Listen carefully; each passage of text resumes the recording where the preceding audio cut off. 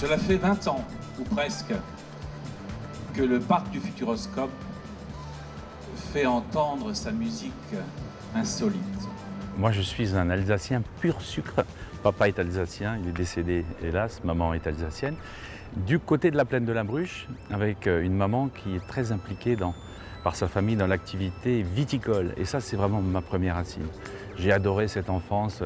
Et puis une éducation ici, au Collège Saint-Étienne, où j'ai passé presque 10 ans en apprenant de jolies vertus, l'humilité. Je me rappelle d'un professeur un petit peu plus haut qui me disait « T'as un bon bulletin, mais au royaume des aveugles, les bornes sont rois. » C'était pas gentil pour les autres, mais c'était assez juste pour moi. Une grosse curiosité, alors ça c'est évident, qui m'a donné envie d'aller voir ailleurs, c'est vrai, et puis tout en étant fidèle à des racines, de toujours chercher l'idée neuve, c'est ce sens de l'innovation qui est si important dans mon métier d'aujourd'hui. C'est la 50e fois que je le fais, c'est encore différent. Mon Dieu, j'y retourne, tout de suite.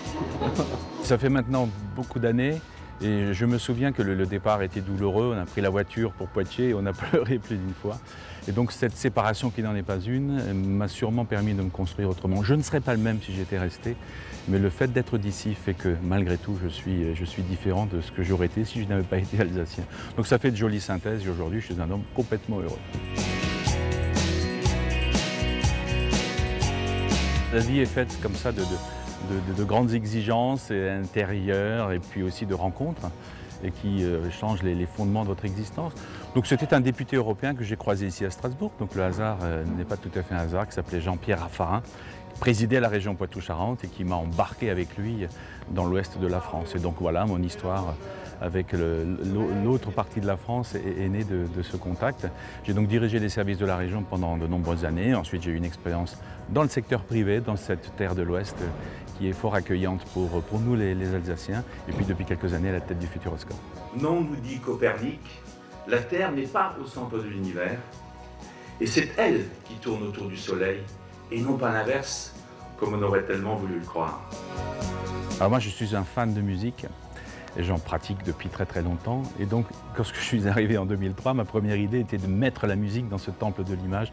J'ai fait pas mal de bêtises avec ça, parce qu'au fond, le public ne vient pas forcément pour ça.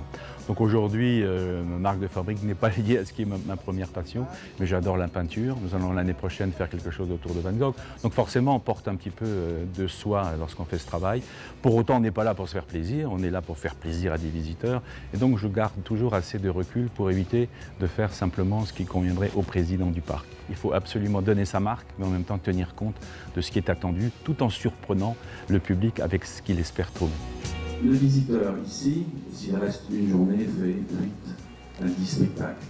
Je suis fier d'une chose, c'est que quand les gens me connaissent, très vite ils précisent qu'on est alsacien. On ne se rend pas compte en Alsace combien c'est une sorte de coup de tampon magique. Lorsque Jean-Pierre Raffarin m'a recruté il y a maintenant quelques années, je me souviens de sa première présentation devant l'Assemblée des élus régionaux.